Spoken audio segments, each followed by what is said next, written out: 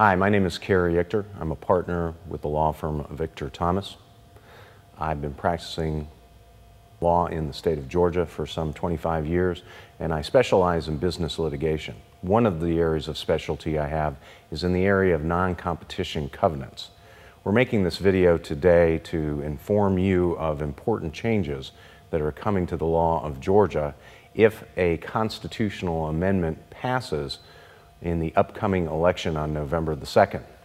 That constitutional amendment will make effective a statute recently passed by the Georgia legislature that substantially changes the law of Georgia as it affects non-competition agreements between employers and employees, franchisors and franchisees, manufacturers and distributors, and even doctors who are in practice groups.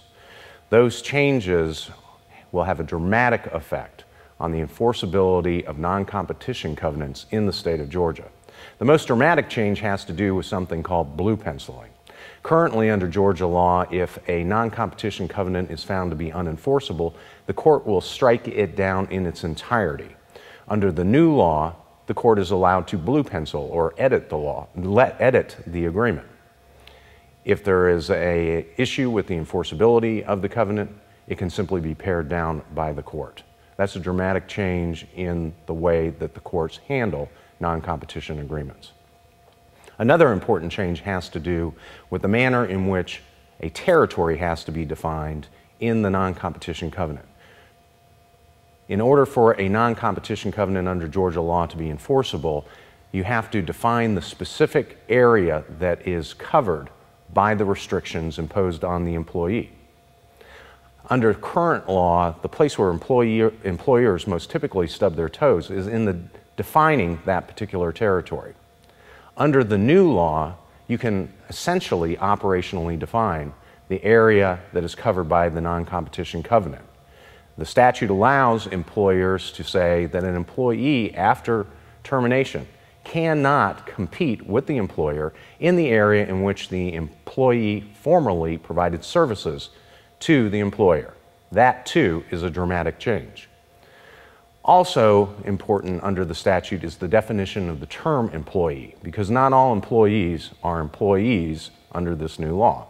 In order for you to be an employee who can be covered by a restrictive covenant under the law, you have to have some sort of specialized training, knowledge, or importance to the employer.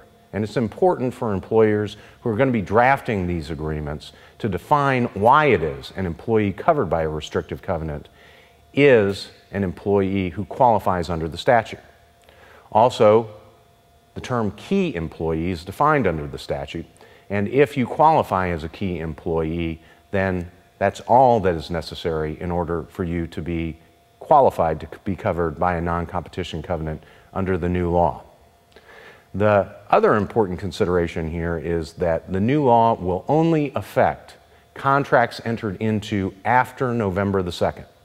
So if employers, franchisors, manufacturers, physicians are looking to take advantage of the new law and the manner in which it improves their ability to enforce non-competition covenants, then they need to enter into new agreements with their employers, with their employees, their franchisees, distributors, and partners after November the 2nd.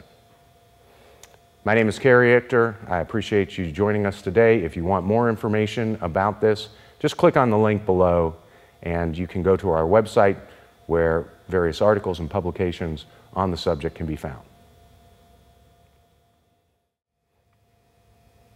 Again, my name is Cary Ichter. I appreciate you watching, and we hope that you will tune in for some of our future video blogs on legal issues arising under Georgia law.